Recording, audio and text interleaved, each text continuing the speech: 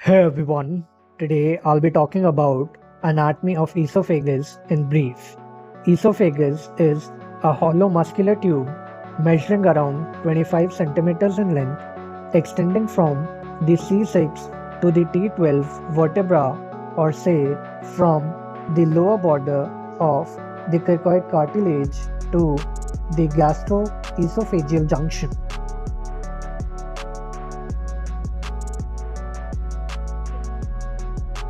The esophagus has three areas of anatomic narrowing. The first one is the cervical constriction. The cervical constriction is around 15 centimeters from the upper incisor at the level of the cricopharyngeal sphincter.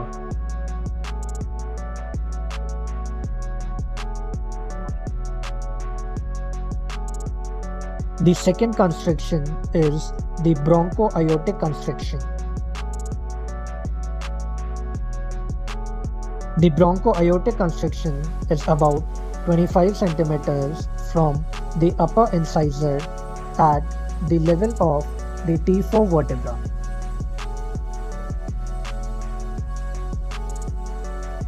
The third constriction is the diaphragmatic constriction. The diaphragmatic constriction is about 40 centimeters from the upper incisor at the level of the T10 vertebra, where the esophagus crevices the diaphragm. Esophagus has been divided into three parts. The first part is known as the cervical esophagus. Cervical esophagus is related to the trachea and the recurrent laryngeal nerve.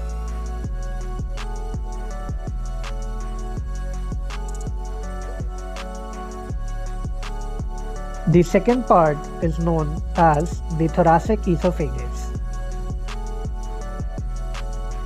The thoracic esophagus is related to the azygous vein, the thoracic duct, aorta,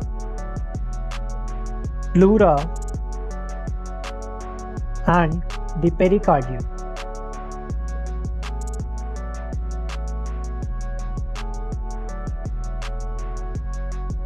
Initially, it lies towards the right side, but in the lower third, it deviates towards left and continues as abdominal esophagus.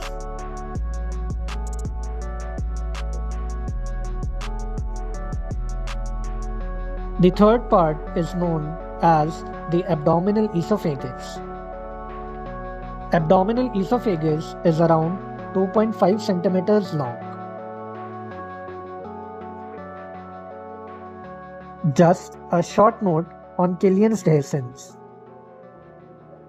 Killian's dehiscence is a weak area in the posterior pharyngeal wall between the cricopharyngeus and the thyropharyngeus, through which ZENKER'S diverticulum occurs.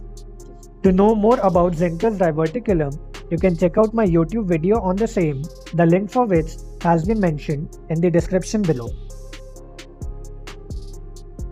The blood supply of esophagus is as follows. Arterial supply are from the inferior thyroid artery, the esophageal branches of the aorta,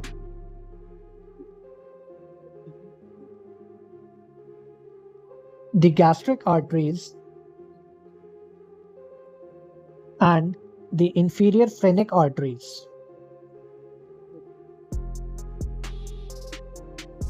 Venous drainage occurs from the inferior thyroid vein, the brachiocephalic vein,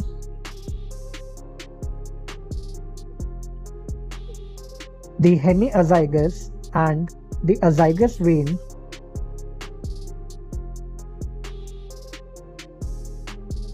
the coronary vein, the splenic vein, and the inferior phrenic vein.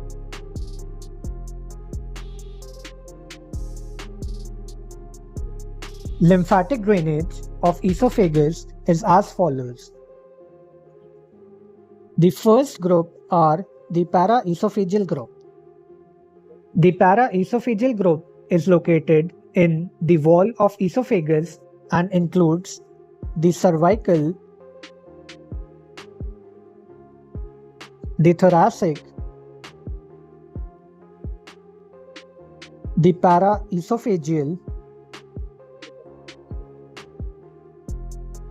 and the paracardial nodes.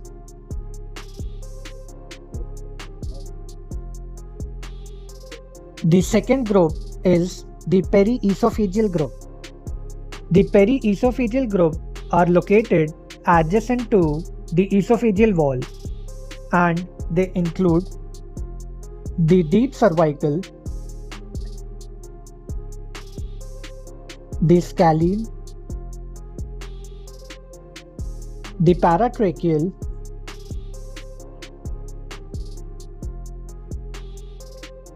the mediastinal,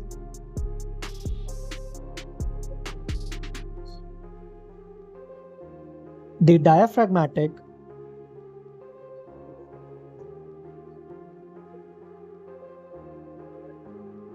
the gastric, and the celiac lymph nodes.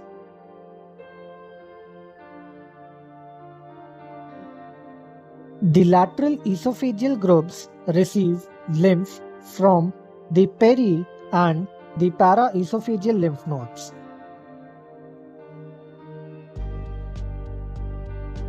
The cervical esophagus drains into the supraclavicular lymph nodes.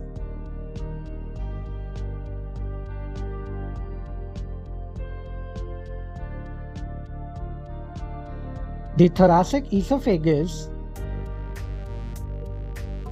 drains into the paraesophageal and the tracheobronchial nodes in the thorax.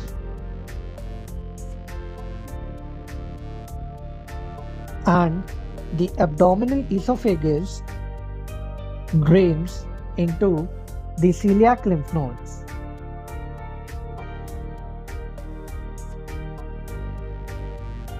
The parasympathetic nerve supply of esophagus is through the vagus nerve.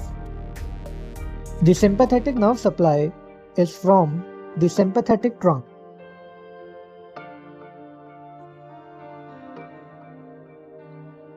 The Meissner's plexus is sparse, and say the myenteric or say the orbix plexus has synaptic connections to the vagus nerve.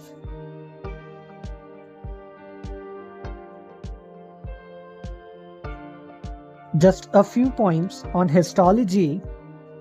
The esophagus is lined by the squamous epithelium except the lower part at the gastroesophageal junction,